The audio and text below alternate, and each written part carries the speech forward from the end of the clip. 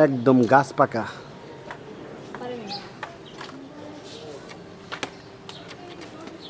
ওগুলোতে চিংড়ি মাছ দিয়ে ঝোল করে খাবো, যেহেতু সার নাই মজা হবে। বালি মাটি, বালি নরম মাটি আছে, যদি কিছু মুখী কিছু হয়। এই যে আমাদের শাক হয়েছে, এক হাতে কিন্তু আটতেছে না। আর এখানে যে কি মানে 12 মিশালি শাক আর কি, এগুলো তো অনেক কিছুই আছে, একাই হয়েছে এগুলো। প্রত্যেক কচু থেকে যদি একটা করে তুলতে পারি তা অবশ্যই এখানে আমরা কোনো রাসায়নিক সার দিব না। এই যে আমার মুরগি। আচ্ছা, তারপর আমাকে বলছিল হলো রক্ত মাসার জন্য এইটা ভালো কাজ করে। আমরা সাধারণত গাছে কোনো বৃষ্টি দিই না। অত না, অত দিও না, অত দাও কেন? দেখাইবে না কটুক দিলা। সবুজ শাক বলছি, ওই দেশগ্রামে যে পাটের ভিতরে যে একটা বদের আছে, এই কি জানি কয় পোকা, ওগুলা ধরছে হালকা, পাতা জায়গায় জায়গায় খেয়ে নিচ্ছে।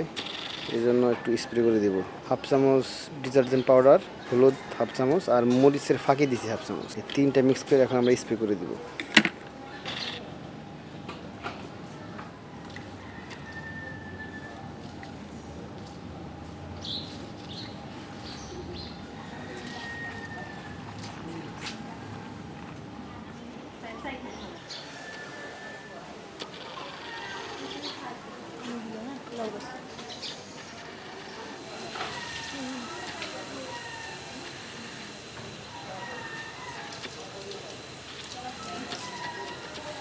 আয়না আমাকে একটা গাছ দেখাইছে, গাছটা কিন্তু আমি বুনিনি। এই গাছটা কি গাছ দেখি দেখি কো। এই যে দেখো, এই যে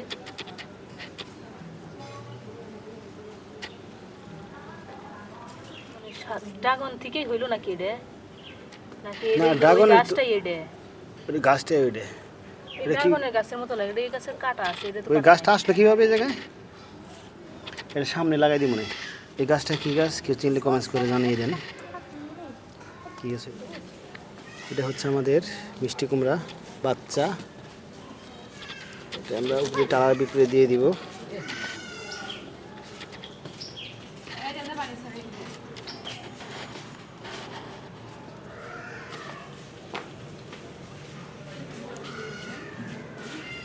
এত গান্ধী পোকা হয় তো আমি ভাবলাম না, ব্যাপারটা বুঝলাম না।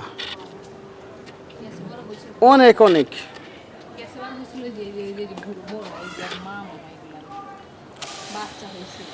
ওকে স্প্রে করে দিলাম। তো এত গান্ধী পোকা হয়, আমার দেহতে ঘৃণা লাগতেছে, বুঝলাম এই জীবনে প্রথম দেখলাম যে এত গান্ধী পোকা হয় একটা ডালার ভিতরে। এই জন্যই তো মনে হয় এই গাছটা চেহারা ভালো হচ্ছে না। দেখেন, দেখি কালকে দেখবো যে আসলে কাজ হয় কিনা, আর চলে গেছে কিনা বা মরে গেছে কিনা। স্প্রে করে দিই। কেমন করে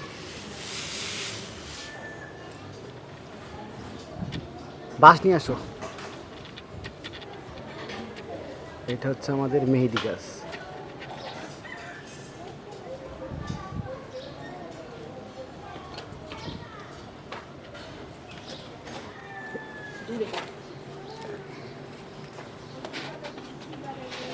এই দেখেন, একদম গাছ পাকা।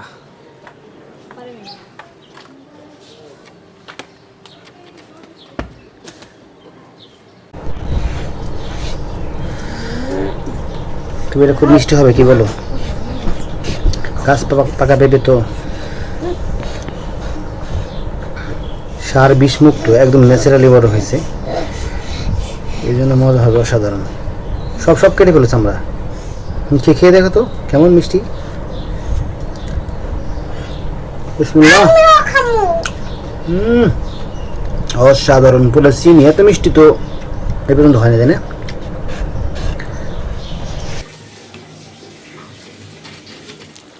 ওই যে মুখী কচুর না, এখানে হচ্ছে আমাদের কচুর মুখী লাগানো আছে, মানে মুখীওয়ালা কচু। এখান থেকে কচুর লতি হবে না,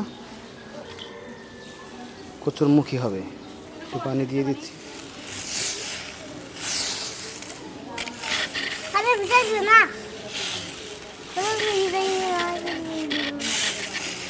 এখানে আছে হলুদ, মরিচের ফাঁকি, এই যে পোকা, হুল পাউডার।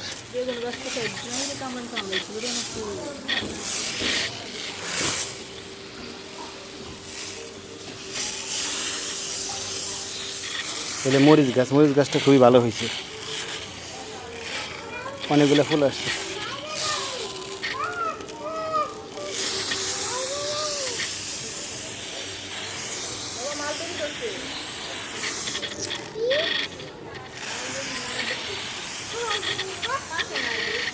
এই দেখেন আমার ওই সাইডে আরেক সাইডে লাগাইছিল লতি কচু, আর এটা হচ্ছে যেহেতু মাটি, এটা কিন্তু বালি মাটি। পাশের বাড়ি বিল্ডিংয়ে যে মোটর গাছ ছিল ওখান থেকে কিছু নিচের মাটি আসছে, মাটিটা ভালো না। তো ওই জায়গায় তো খুব বেশি সবজি জাতীয় উপরে কিছু হওয়ার কথা না। কচুটা লাগাই দিছি হচ্ছে নিচে, যেহেতু বালি নরম মাটি আছে, যদি কিছু মুখী কচু হয় তাহলে সেটা খাওয়া যাবে, এই জন্য মুখী কচু লাগাইছে আর কি। তো এখানটা পানি দিয়ে নরম রাখতে হবে যাতে সহজে হইতে পারে। ছেড়ে দিয়েছি পানি, আস্তে আস্তে পানি পড়তে থাক, মাটিটা সব জায়গায় সরাই যাবে। এখন আমরা শাক তুলবো। এই দেখেন এই যে এই সাদা সাদা কি পোকা জানি কয়,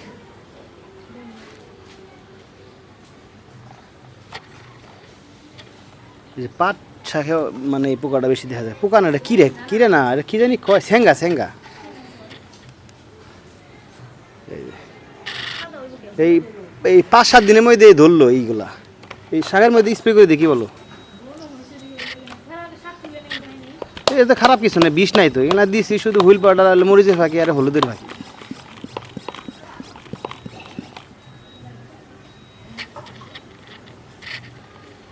কি শাক তুলতেছো? 12 মিশালি।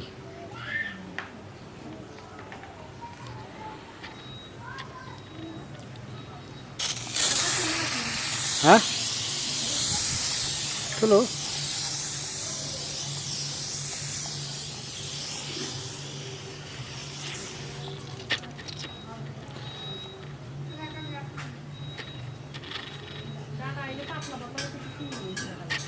হ্যাঁ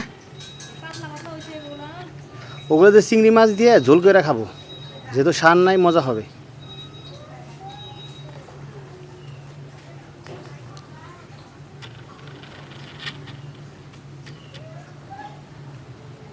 ওই লাল শাকের মাথা ছিঁড়ছো কেন?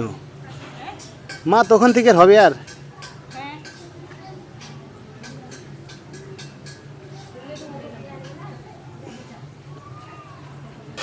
নিচে ছোট ছোট আগাছাগুলো পরিষ্কার করার দরকার।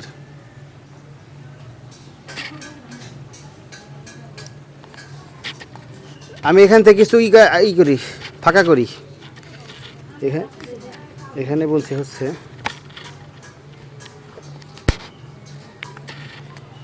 সবুজ শাক আর ভেন্ডি গাছ আছে। এখানে বেশি হওয়ার কারণে হয়তো এই গাছগুলো মোটা হয় না। এখান থেকে কিছু গাছ আমি উঠাই দিব, সবুজ শাক গুঁড়োটা খালি করে দিব।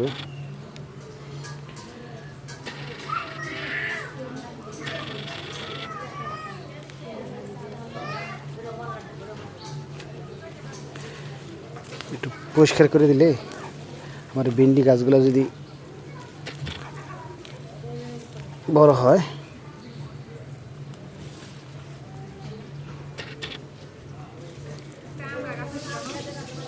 কি গাছ? ও আমরা ওই বৃষ্টি থেকে হয়েছে, ওরা কি হইব আর?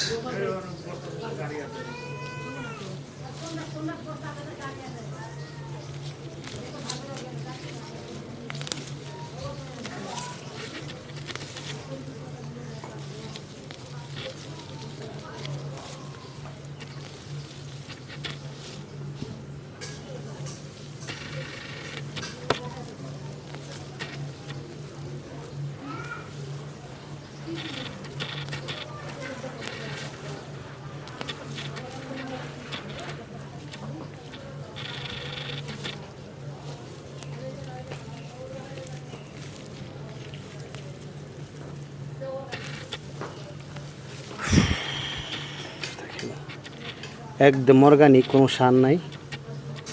আর আমি একটা সার দিই, সার বলতে রাসায়নিক না, ন্যাচারাল প্রাকৃতিক সার। ওটা একদিন অন্য একটা ভিডিও দেখাবো। এই পোকাগুলা যে পাতাগুলা খাইছে, স্যাঙ্গা এটা খাইছে মানে 4-5 দিন আগে। হ্যাঁ এই ফাঁকা করে দিয়ে আমার ভেন্ডি খাইতে হবো না। হ্যাঁ ওটা ওইটা আর পাশ দিয়ে যা আছে সব ওটা চতুর্দিক দিয়ে ফাঁকা করে দাও। অল্প একটু জায়গায় শাকও খাওয়া হইলো, ভেন্ডিও খাওয়া হইলো। ফাঁকা করে দিলে এই শেষে একটু হাত দিয়ে একটু এরকম চারি দিয়ে একটু চুলকাই দিলে ভালো হবে।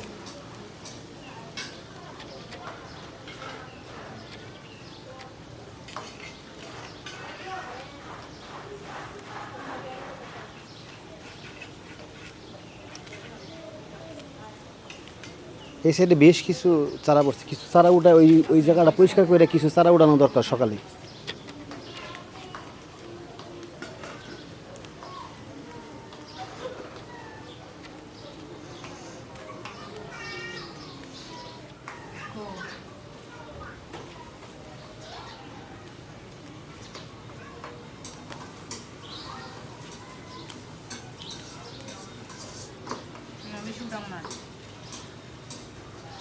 পাশগুলো খালি করে দাও। ডাটাগুলো খাওয়া লাগে, ডাটাগুলো খাওয়া চিংড়ি মাছ দিয়ে।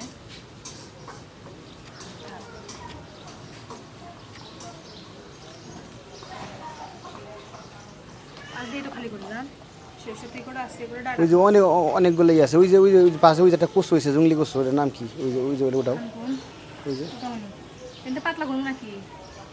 দেখো ওটাও কিছু ওটাও মাঝখানতে ওটাও ছোটো ছোটো দেখো নিজ আছে ছোটোগুলা।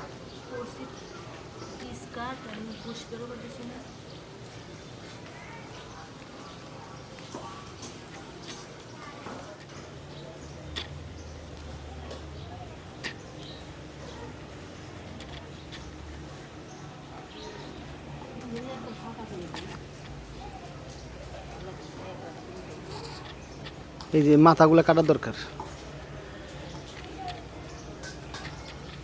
এটা কাইটে নিয়ন্ত্রণ না করলে শুধু গাছই বাড়বো, ধরবো, কিন্তু মাল বেরিয়ে ধরবো না। ওই যে আগের বার আমি পোকার যন্ত্রণায় রাসায়নিক বিষ দিয়েছিলাম একবার, দেওয়ার কারণে এরা কুচি ছিল যেগুলো পুরে কালা হয়ে গেছে। কারণ ফলগুলো একদম নরম, এই যে কালো দেখতে পাচ্ছেন। আমি সাধারণত বৃষ্টি দিই না। শশা গাছ বুনছিলাম, কিন্তু শশা এত পোকা লাগছিল আর অবস্থা খারাপ ছিল, জাস্ট পরীক্ষামূলক দিয়েছিলাম। তো এইখানেও দিয়ে দিয়েছিলাম, একটু দেওয়ার কারণে সমস্যা হয়েছে, নতুন করে ফল আসতেছে। এই যে আমাদের শাক হয়েছে, এক হাতে কিন্তু আটতেছে না। আর এখানে যে কি মানে 12 মিশালি শাক আর কি, এগুলো তো অনেক কিছুই আছে, একাই হয়েছে এগুলো। এটা আমরা নিয়ে যাবো ওই সাইডে, আমাদের লতি কচু আছে, ওইখানে দিয়ে দেবো ওই জায়গাটা আমার, কারণ লতি কচুতে বেশি পানি লাগে। এখানে তো খুব বেশি পানি লাগবে না, এখানে মোটামুটি হয়ে গেছে, মাটি নরম হয়ে গেছে, ঠিক আছে। লতি কচু আছে, ওইখানে দিয়ে দেবো ওই জায়গাটা আমার, কারণ লতি কচুতে বেশি পানি লাগে। এখানে তো খুব বেশি পানি লাগবে না, এখানে মোটামুটি হয়ে গেছে, মাটি নরম হয়ে গেছে, ঠিক আছে। এগুলো হচ্ছে আমার লতি কচু। এখানে মোটরের লাইন আছে, সরাসরি পানি টাঙ্কি বরাবরে যে বাড়তি পানিটা পড়ে, এখানে সবসময় পানি মানে স্বেচ্ছা থাকে ওই সময় সাইডে। দেখলাম এখানে যেহেতু সবসময় পানি থাকে, আর লতি কচুর প্রচুর পরিমাণে পানি লাগে, এই জন্য এইখানে অল্প একটু জায়গায় দিছি লতি কচু। এনে মোটামুটি চারা আছে 28টায়। তো 28টা যদি চারা থাকে, লতিরাজ কচু যে পরিমাণ লতি ধরে ইউটিউবে দেখি, প্রত্যেক কচু থেকে যদি একটা করে তুলতে পারি, তাও 28টা লতি মানে অনেক, 1 কেজির উপরে। এই জন্য যত্ন করতেছি। আর অবশ্যই এখানে আমরা কোনো রাসায়নিক সার দিব না, প্রাকৃতিকভাবে যতটা হয় সার দিব। যেমন এই যে এখানে দেওয়া আছে, এই যে আমার মুরগির যে খাবার খাওয়াই আমরা, ওখান থেকে যে সারটা পাই, ওই খরচটাই, মানে 0 বাজেট কৃষি। এটা আমাদের জাস্ট শেখার জন্য যে রাসায়নিক সার ছাড়াও হয় কিনা। হ্যাঁ কেন? হ্যাঁ বাঁধতে পারবে, না হ্যাঁ না, আমি জিজ্ঞেস করতেছি আমার জন্য বাদ পারবে কিনা, কারণ আমি দোকানে যাই, দোকানে দুপুরে খেতে আসি না, বা খাবার নিয়ে যাই। আজকে একটু দেরি হয়ে গেছে দোকানে যেতে, সেটা করে দিব।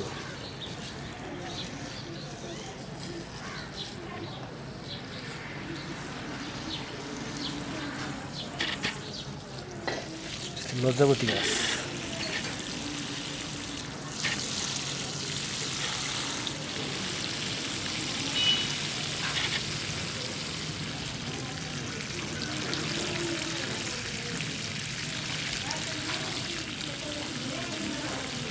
লজ্জাবতী।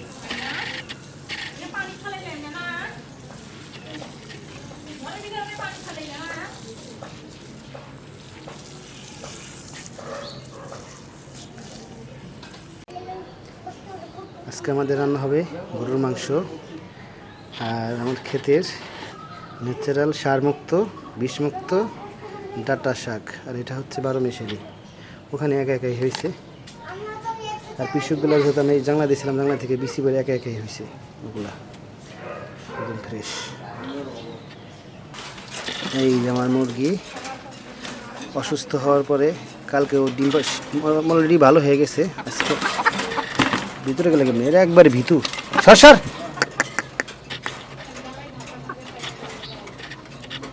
ডিম ভিতরে পেরে গেছে। এই দেখ আরে ভিতু কত, সর হ্যাঁ রে পাগল মুরগি।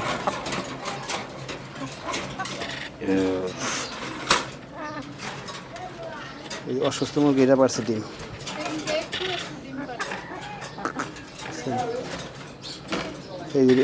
এই মুরগিটার পাশা গেছিল পুইছে আমাশা হাগা করতে করতে এই রক্ত আছে, এখন অলরেডি ফুলে গেছিলো বাচ্চা, এখন অনেকটা এই যে ফালাফালি করতেছে, মানে আর শরীরে একটু সুস্থ হয়েছে না, পাগলামি শুরু হয়ে গেছে পুকুরটা। এই যে হাগাগুলো করছে মোটামুটি ঠিক আছে, শুধু পর যখন অসুস্থ হয়ে গেছিলো তখন তো শুধু মানে পানি জাস্ট পাতলা পায়খানা, আলাদা রেখে কী করা হয়েছে ওই ওর সাথে সঙ্গিলি যেটা নিচেরটা সুস্থ হয়ে গেছে। খাবার কি পরিমাণ খাবার ফেলে, প্রচুর খাবার ফেলে দেওয়া, খুব ভীতু। আজকে ডিম পারছে, ছোটো ডিমটা পারছে সুস্থ হওয়ার পরে এই ডিমটা, আর এই যে সুস্থ হচ্ছে এই যে একটা ডিম পারছে।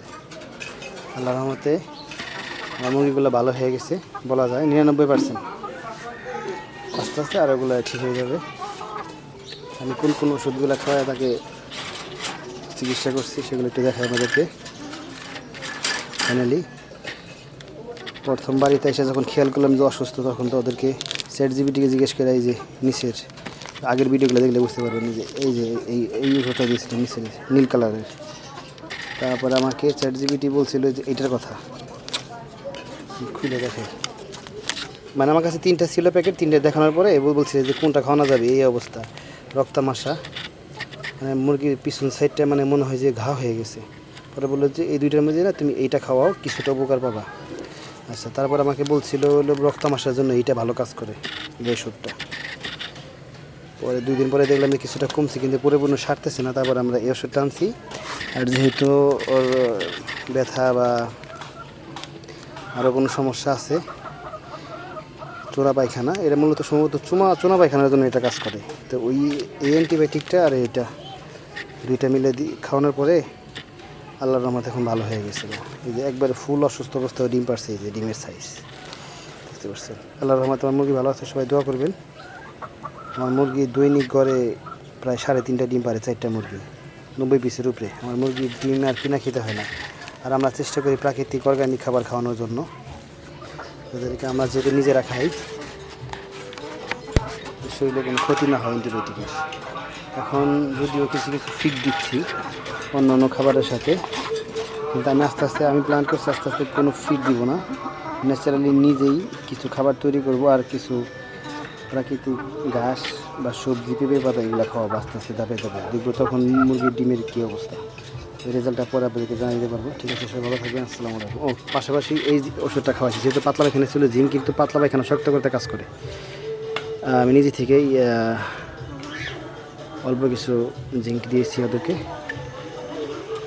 যাই হোক, মোট কথা মুরগি অনেকটাই সুস্থ হয়ে গেছে। এখন খাবার দাবার যে দখলটা গেছে, শরীরে ক্ষতি হয়েছে, খাবার দাবার ঠিকঠাক করলে আবার ডিম পাড়া শুরু করবো আগের মতো। ঠিক আছে, সবাই ভালো থাকবেন, আসসালামু আলাইকুম।